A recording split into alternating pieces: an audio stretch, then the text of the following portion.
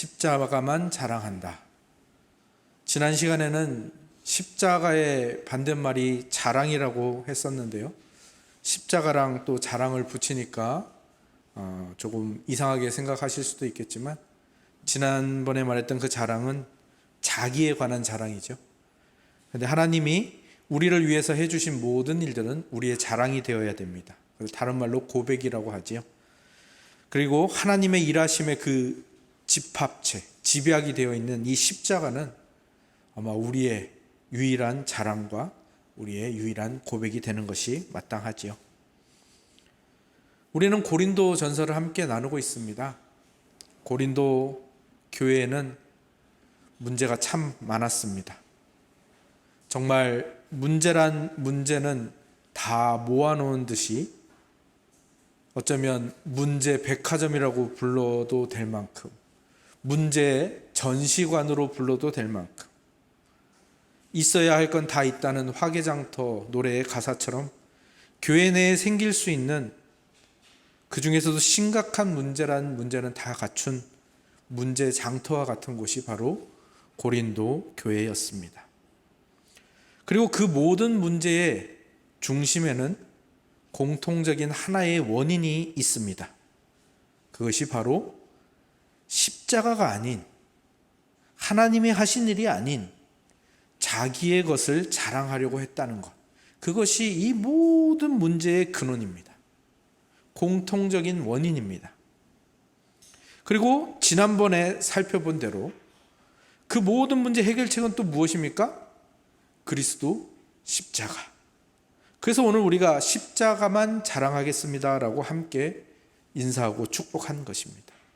오늘 우리와 우리 교회의 모든 문제도 십자가가 유일한 해결책이고, 그래서 그 십자가만 자랑하는 우리 천은 공동체가 되어서 우리에게 주어진 그 모든 문제들을 풀어내기를 주님의 이름으로 축원합니다. 그러면 왜 그리스도의 십자가만이 유일한 해결책일까요? 그것은 십자가에 무엇이 감추어져 있는가를 보면 우리가 알 수가 있습니다.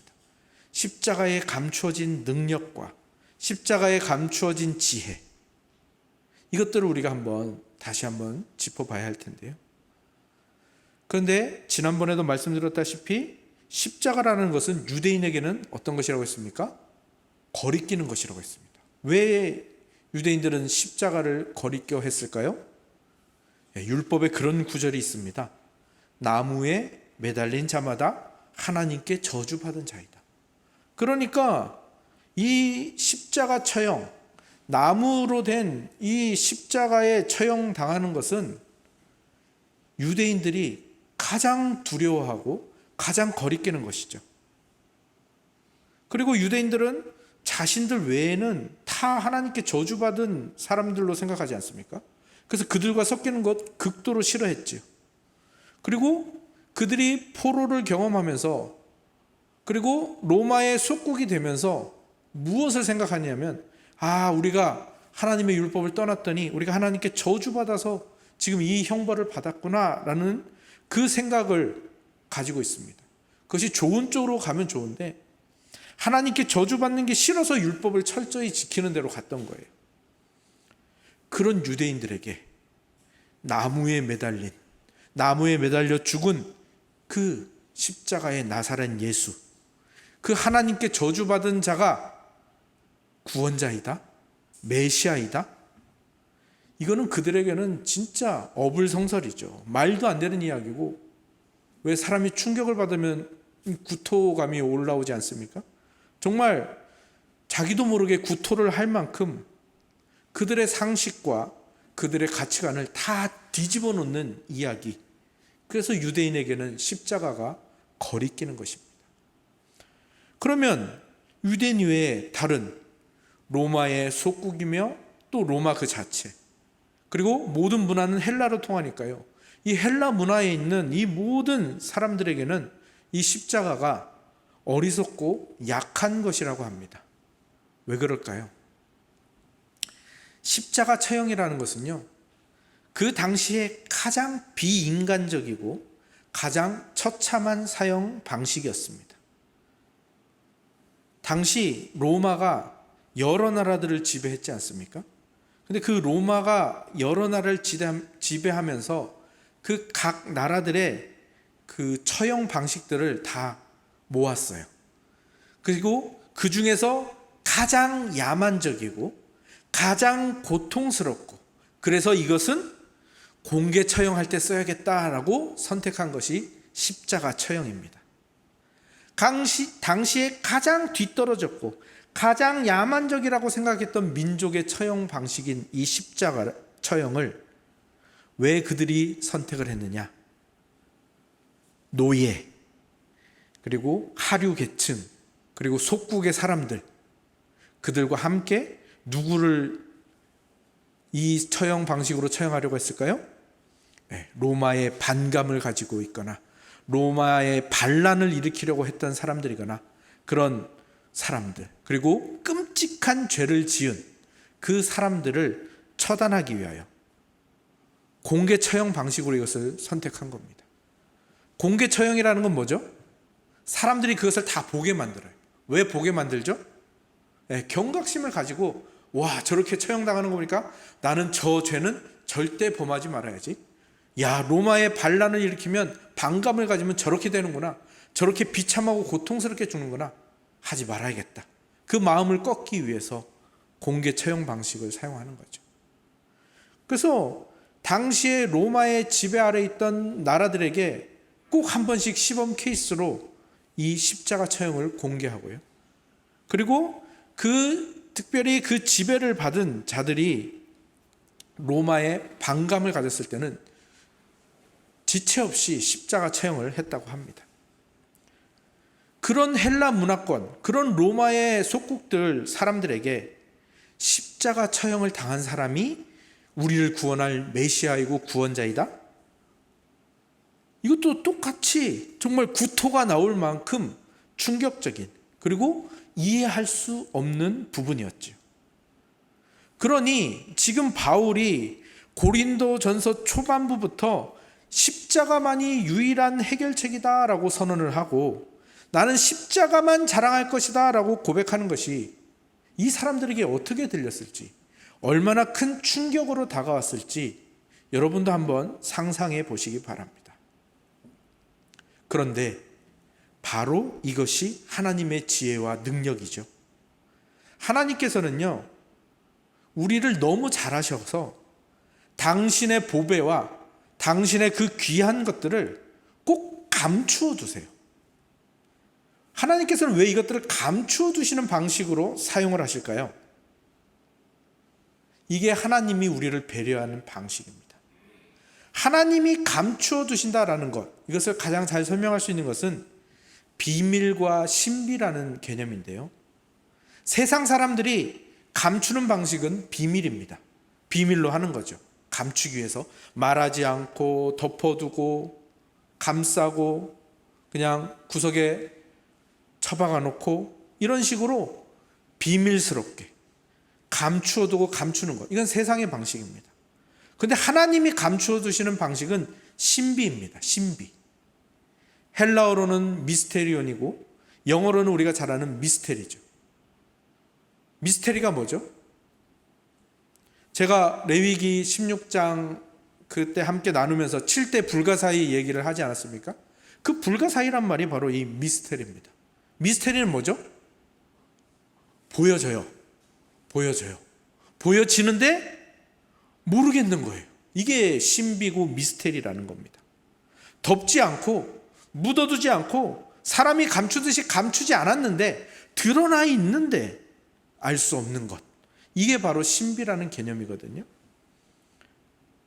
그러면 이 십자가에 담긴 하나님의 지혜와 능력, 그 신비를 우리는 알 수 없는 것일까요? 평생?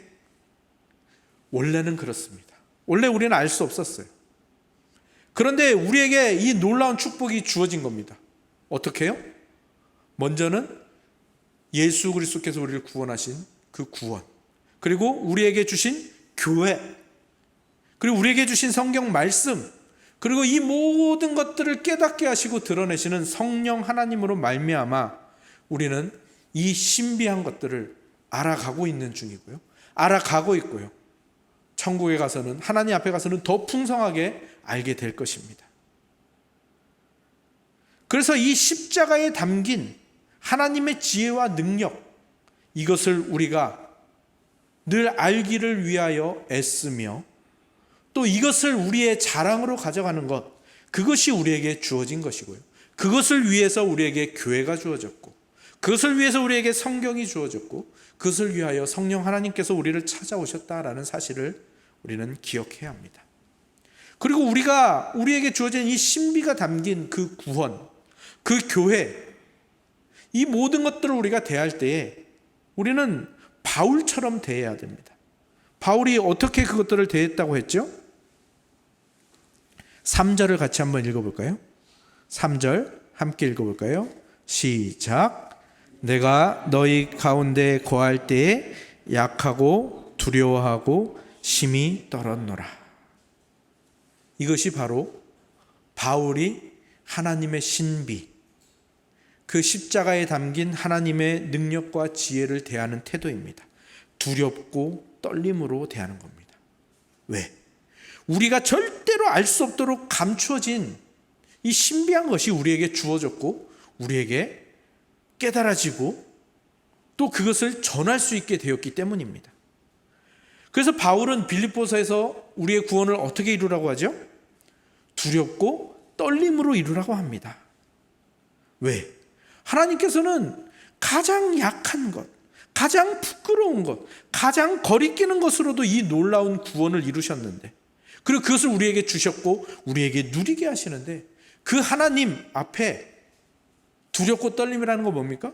존경하고 경외를 돌려드리는 것이 마땅하다. 다른 것들은 다 그 앞에서 내려놔야 한다라는 것이 바로 바울의 태도인 것입니다. 두렵고 떨림으로 존경과 경외를 하나님께 돌려드린다라는 것을 다른 말로 하면 이렇습니다. 하나님 앞에서 함부로 자기의 지혜나 능력을 자랑하지 않는다. 내가 잘한 것이나 내가 잘난 것을 나타내지 않겠다라는 것을 말하는 것입니다. 그것이 바울이 이 십자가의 도를 전하며 하는 고백들입니다. 바울의 서신서 곳곳에 나오는 그 바울의 고백들을 한번 생각해 보시기 바랍니다. 오늘 본문에도 나오죠. 2절을 보시기 바랍니다. 내가 너희 중에서 예수 그리스도와 그가 십자가에 못 박히신 것 외에는 아무것도 알지 아니하기로 작정하였노라. 또 다른 곳에서는 뭐라고 합니까? 내가 그리스도와 십자가 외에는 모든 것을 다 해로 여긴다. 그리고 그리스도와 십자가 외에는 다 모든 것을 다 배설물로 여긴다. 아무것도 알기를 원치 않는다. 나는 그리스도와 십자가만을 알기를 원한다. 우리는 이 바울의 태도를 배워야 합니다. 왜 하나님 앞에서 다른 것들을 자랑하거나 내세우지 않는 것일까요? 자기가 가장 자신 있는 것, 나의 지혜, 바울의 학식, 바울의 실력, 바울의 학문, 바울의 언변, 그 모든 지혜와 능력을 다 해도 그 하나님의 그 신비를 제대로 드러내지를 못하는 것을 알기 때문입니다. 인간의 지혜와 능력으로는 아무리 십자가를 이해해 보려고 해도 아우 비참한 것, 아우 부끄러운 것, 아우 거리끼는 것, 야만적인 것, 그렇게밖에는 해석할 수가 없는 거예요. 거기에 감추어진 하나님의 지혜와 능력을 인간의 방법으로는 바울이 가진 것으로 결코 드러낼 수가 없는 것입니다. 그렇다면 우리는 어떻게 그 감춰진 하나님의 지혜와 능력을 알 수 있다고 했습니까? 그게 바로 성령 하나님이 하시는 일이시죠. 오늘 본문 4절과 5절 같이 한번 읽어볼까요? 4절과 5절입니다. 시작. 내 말과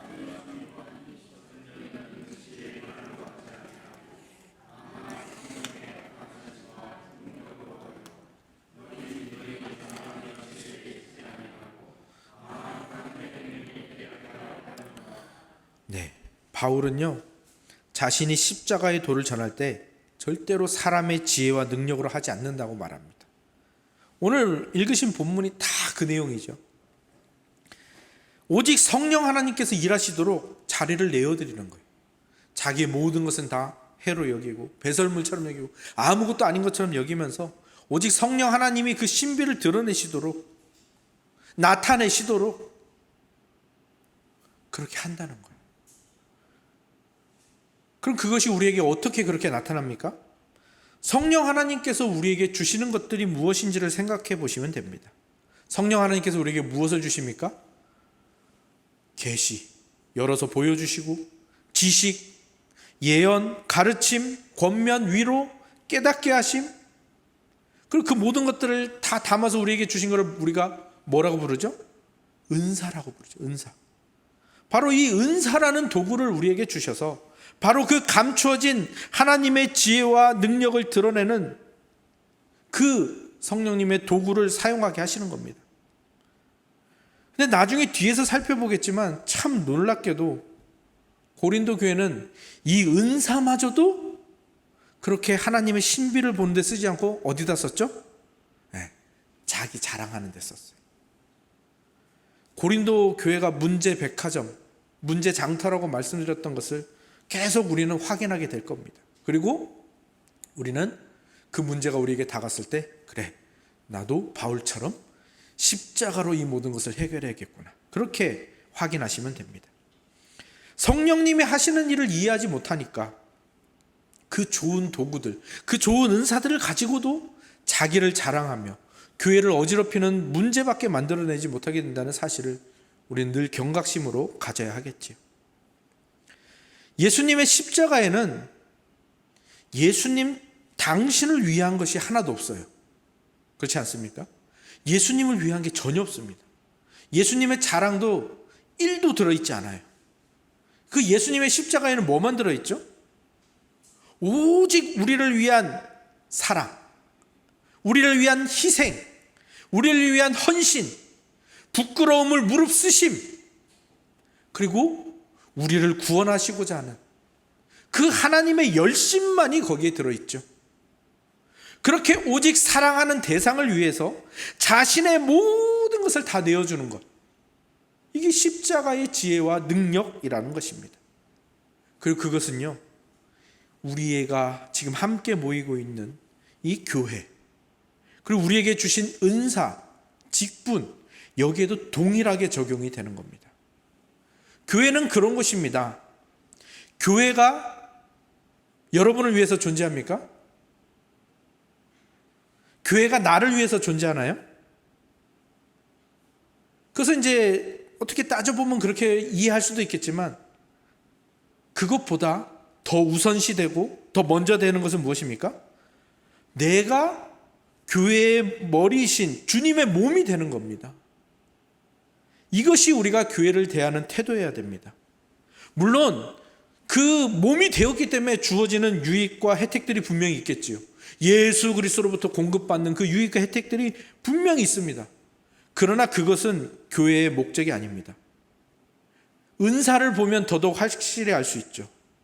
여러분, 은사는 무엇입니까? 은사가 여러분을 위해서 주어졌습니까? 은사를 받은 그 사람을 위해서 주어졌습니까? 아니요. 어떤 은사도 그 은사를 받은 그 사람을 위해서 주어진 은사는 없습니다. 그는 은사라 불리지 않습니다. 은사는 반드시 다른 사람을 위해서, 교회를 세우는 데만 쓰이는 것이 은사입니다. 그렇게 교회를 위해서 쓰이니까 결국 나중에는 어떻게 됩니까? 나도 교회니까 그 유익과 혜택이 나에게 돌아오는 것이죠. 그러니까 우리가 이 은사가 나를 위한 것이다 라고 착각할 수 있는데, 이것은 그냥 결과일 뿐이지, 이 은사는 결코 그 목적이 나를 위해서 주신 게 아니라, 나에게 은사를 주셨으면 이 은사는 다른 이들을 위해서, 다른 지체를 위해서, 교회를 위해서 주신 것이고요. 그것이 만약에 나에게 유익으로 돌아오고 나에게 복된 결과로 돌아왔다, 이거는 하나님의 선하심 때문에 그렇게 그 결과가 우리에게 주어지는 것일 뿐입니다. 그리고 그렇게 사용하는 것이 바로 이 성령님이 주시는 도구, 이 은사를 제대로 바르게 사용하는 것입니다. 그리고 우리가 그렇게 이 은사를 제대로 바르게 사용할 때 이 신비한 하나님의 지혜와 능력이 제대로 드러나게 되고요. 그래서 그렇게 우리의 은사를 통하여 성령 하나님께서는 우리의 교회를 사랑으로 충만케 하시고요. 그 안에서 서로 세워주는 일들, 또 서로 연합하여 연결되고 그렇게 그리스도를 머리로 모신 한 몸이 되는 그 기쁨을 누리도록 하시고, 그렇게 몸이 유지되고 그 몸이 영광되게 하시는 것, 이것이 바로 교회에 성령 하나님께서 그 감추어진 것을 나타내시는 방식입니다. 그래서 결국 이 성령 하나님이 감추어 주신 것을 나타내시는 이 모든 일을 통해서 우리가 결국 깨닫게 되는 것이 무엇인가 하면, 나에게는 자랑할 것이 하나도 없구나라는 것입니다. 내가 자랑할 수 있는 것이라고는 오직 십자가뿐이구나라는 이 바울과 동일한 결론에 이르게 된다라는 것입니다.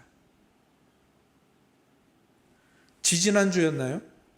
조강사님이 말씀 전하셨죠. 하나님 나라의 법칙. 그래서 포도원 품꾼 비유. 우리 모두는 다 어떤 사람들입니까? 가장 늦게 포도원에 들어온 사람들이죠. 아마 그 포도원 비유로 따지자면 우리는 한 30분도 일 못한, 한 5분 정도 일한 그런 사람들이죠. 그런데 그렇게 들어와서 그렇게 5분 정도 삐대다가, 그럼에도 불구하고 예수 그리스도의 그 핏값 한 데나리온을 받은 자들이죠. 우리에게는 손해본 것이라고는 있을 리 만무하고 오히려 분에 넘치는 대우를 받은 사람들이고, 그래서 자랑할 것이 전혀 없는 그런 사람들이다라는 것. 그리고 오직 자랑할 건 뭐밖에 없습니까? 예수 그리스도께서 나에게 이 한 데나리온을 주시기 위하여 십자가를 주셨다. 그 빚값을 지불하셨다. 그거밖에 우리에게 자랑할 것이 없다라는 것. 바로 그것입니다. 복음은요, 근본적으로 인간의 자랑과 부딪히게 되어 있습니다. 근본적으로 인간의 자랑과 대립하게 되어 있습니다. 이것은요, 사도들부터가 이미 그것을 뼈저리게 겪으면서 이 초대교회가 세워지고요, 이 교회가 든든해져 가고요, 이 복음이 전해지고요, 그렇게 사도들이 처음부터 그들이 잘한 게 아니라 그들도 그 속에 넘쳐나는 그 자랑들을 깎아내고 여러 가지 방식을 통해서 그것을 뼈저리게 겪으면서 결국 그들 모두가 십자가만 자랑하는 길로 들어서게 되는 겁니다. 베드로 사도를 한번 기억해 보세요. 베드로는 어떤 자랑에 갇혀 있었을까요? 베드로가 나중에 정말 훌륭한 사도이고 정말 하나님 나라를 위하여 정말 여러 가지 아름다운 일들을 했지만, 베드로는 굉장히 이 유대인이라는 것, 그리고 이 할례라는 것, 이 율법이라는 것에 벗어나지 못했어요. 그게 태생이 유대인이니까요. 그 유대인이라는 한계에 갇혀서 나중에 그 할례 받지 않는 자들이랑 식사한 것을 부끄럽게 여기고 모른 척하고, 그러다가 어떻게 됩니까? 나중에 사도된 바울한테 꾸중 듣죠. 그렇게 베드로는 자신의 자랑에서 벗어나 결국 정말 나중에 사도된 자에게 꾸중을 들어가며 그렇게 십자가만 자랑하는 길로 가게 되는 거예요. 그래서 기록에 따르면 베드로는 결국 어떤 죽음에 이르렀죠? 기록에 따르면 베드로는 나는 예수님이랑 똑같이 못 박일 수 없다. 왜? 내 유일한 자랑이니까. 그래서 나는 십자가에 거꾸로 매달려 죽겠다. 그렇게 순교했다라는 기록이 있습니다. 그러면 그 바울을 꾸중하고 오늘 이 고린도 교회의 이 해결책을, 솔루션을 제시하고 있는 바울은 처음부터 그 십자가만 자랑하는 길로 갔나요? 아니죠. 바울은 그가 처음에 어떤 자였는지 우리가 다 알잖아요. 교회와 신자들을 핍박하는 자였죠. 그럼 물론이고요. 근데 그가 사도로 부르심을 받았대요. 근데 사도라는 것은요, 어떤 조건이 붙는 직분인가 하면 예수님과 함께 그 공생애를 함께 하고 또 예수님이 그 십자가에 달려 죽으신 그 십자가 사건을 직접 본 이들을 사도라고 부릅니다. 그런데 예수님의 공생애에 함께 했나요, 바울이? 함께 하지 못했습니다. 예수님이 십자가에 달리신 걸 그가 목격했나요? 나와 있지 않습니다, 성경에. 아마도 못 봤을 겁니다. 근데 왜 예수님은 이런 조건도, 사도의 조건을 갖추지 못한 이 바울을 사도로 부르신 걸까요? 얼마나 좋습니까? 이 사도 바울은 인간의 능력, 지혜, 조건 이런 것들이 다 없는 상태로 부름을 받는 겁니다. 그리고 항상 시비에 시달리게 돼 있죠. 바울은 사도 아니야. 바울 네가 사도건 뭘로 증명할 건데? 그러니까 이 모든 것들이 바울을 겸손케 만들고 오히려 그 바울이 오히려 이 십자가에 감추어진 하나님의 지혜와 능력을 드러내는 데만 애를 쓰게 되는 것이고요. 거기에 방해되는 모든 것들은 하나님께서 다 이미 제거하신 채로 그렇게 약점을 가지게 하신 채로 바울을 사도로 세우시는 거예요. 이게 하나님의 일하심입니다. 성령 하나님께서는 바울이 가진 그 약점, 그가 그 거리끼기에는 다른 사람들이 그로 인해 거리끼는 그 부분을 사용하시는 것입니다. 그래서 어떻게 됩니까? 오히려 그 예수 그리스도와 공생애를 함께하고 예수 그리스도의 십자가 그 죽으심을 눈으로 직접 보고 그 부활하신 예수 그리스도를 직접 본 그 다른 사도, 다른 제자들보다 훨씬 더 간결하고 훨씬 더 단순하게 십자가의 도를 설명할 수 있게 되는 겁니다. 자기의 것을 더할 수가 없으니까요. 그리고 바울이 평생 이 십자가에만 몰두하고 이 십자가의 도만 연구하고 전하게 되는 것이죠. 바울의 모든 메시지는 오직 그리스도, 오직 그리스도가 십자가에 죽으신 것, 그리스도와 십자가 이거밖에 없습니다. 그리고 그 앞에서 처음에는 바울도 어떻게 하냐면 아니야, 나 사도 맞아. 예수님이 나 부르셨다고. 다메섹 도상에서 나 부르셨다고. 그렇게 사도권을 방해하고 또 자기의 학식과 또 자기의 어떤 그런 언변들을 자랑하던 그 자랑들도요, 십자가를 그가 연구할수록 십자가의 도를 전하면 전할수록 그 모든 세속적 자랑을 하나씩 내려놓고 그게 신자입니다. 그게 이 하나님의 신비를 받은 사람의 모습입니다. 그게 바로 우리가 속한 이 교회의 정체성인 것입니다.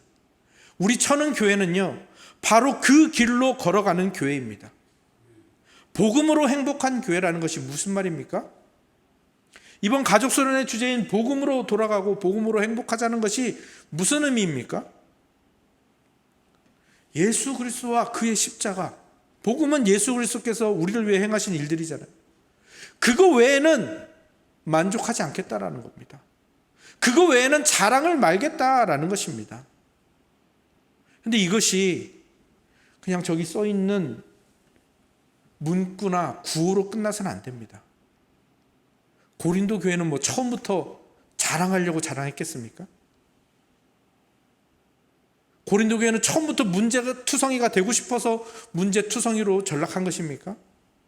아닙니다. 그들이 현실로 가져가지 못했기 때문입니다. 복음으로 행복하다라는 것, 복음으로 돌아간다라는 것, 예수 그리스도와 십자가만 자랑하겠다라는 것, 이것은 우리의 현실이 되어야 됩니다. 이것이 우리의 현실이 된다라는 것은 먼저는 예수 그리스도께서 십자가로 이 교회를 세우셨다라는 것, 그리고 이 교회의 지체로 나를 부르셨다라는 것을 감사하게 받는 것입니다. 그러면 어떻게 되죠? 다른 것을 내세울 수가 없습니다. 자랑할 수가 없는 겁니다. 이것을 여러분 마음속에 평생 지니고 계셔야 됩니다. 두 번째는 그 고백하는 것, 그 감사를 살아내는 겁니다. 우리 천은교회의 기준은 오직 예수 그리스도입니다. 우리 천은교회의 목적과 목표도 오직 예수 그리스도입니다. 왜요? 우리 교회의 머리가 예수 그리스도거든요. 결정은 머리가 하는 겁니다. 지혜는 머리에 있는 겁니다. 명령은 머리에서만 내립니다. 그러니까 내가 생각하는 것, 이거 기준으로 삼지 않겠다라는 거죠. 그런데 고린도 교회가 그러하듯이, 사도들의 처음의 모습들이 그러하듯이 우리 안에는 여전히 십자가가 위치해야 될 그 자랑의 자리에 다른 것들이 자리 잡고 있지요. 저 이 말씀을 준비하면서 내 안에는 뭐가 자리 잡고 있나 살펴보게 되었습니다. 너무나도 많은 것들이 있더군요. 여러분들은 어떠십니까? 여러분이 그 십자가가 위치해야 될 그 자랑의 자리에 여러분에게는 어떤 것들이 자리 잡고 있습니까? 혹시 돈과 부동산, 어떤 이 세속적인 가치들이 여러분의 자랑이 되어서 혹시 다른 지체들을 불편하게 하고 있지는 않습니까? 그것이 교회를 깨트리는 일이 될 수 있다는 것을 여러분 기억하셔야 합니다. 혹시 여러분들 자녀의 세상적인 성공, 그리고 여러분들의 건강이 혹시 여러분의 자랑이 되고 있지는 않으신가요? 이런 세속적인 것들은 그나마 조금 우리가 신경 쓰면 금방은 안 되겠죠. 저도 잘 안 되니까요. 차츰차츰 벗어날 수 있습니다. 그런데 문제는 뭡니까? 세속적이지 않은 것들, 신앙의 이 겉모습을 띠고 있는 또 그것들이 이 십자가의 자리를, 그 자랑의 자리를 차지하고 있는 경우도 너무 많지요.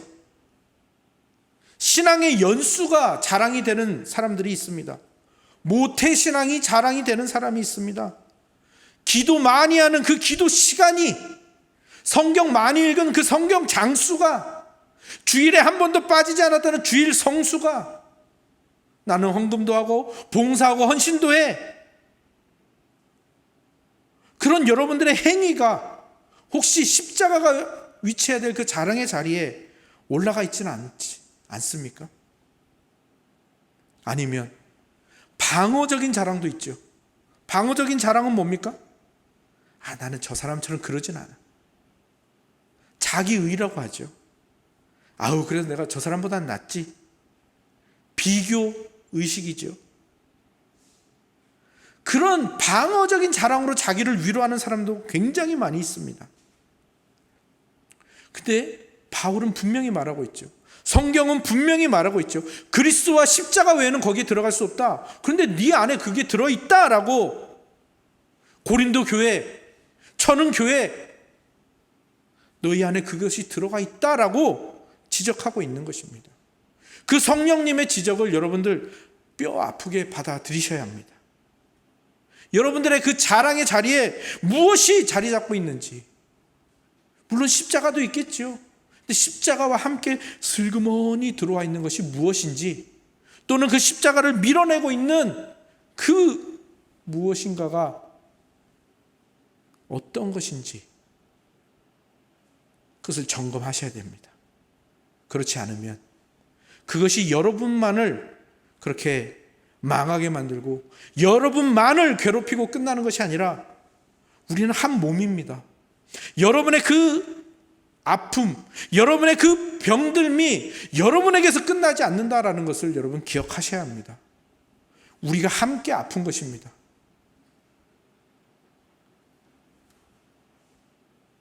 어쩌면 제가 오늘 굉장히 심각한 말씀을 드린 것일지도 모르겠어요. 하지만 고린도 교회에 보내는 이 고린도 전서가 과연 고린도 교회만을 위한 성경입니까? 아니요.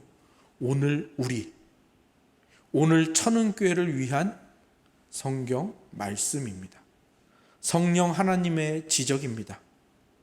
그리고 저를 향한 하나님의 정말 벼락 같은 말씀의 찔림입니다. 오늘 여러분의 그 십자가와 그리스도만이 위치해야 되는 그 자랑거리에 들어와 있는 다른 것들은 여러분들 감추시고 덮으시고 깎아내시고 몰아내십시오.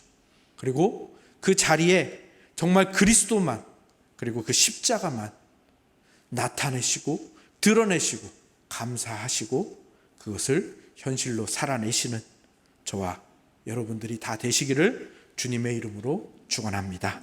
아멘.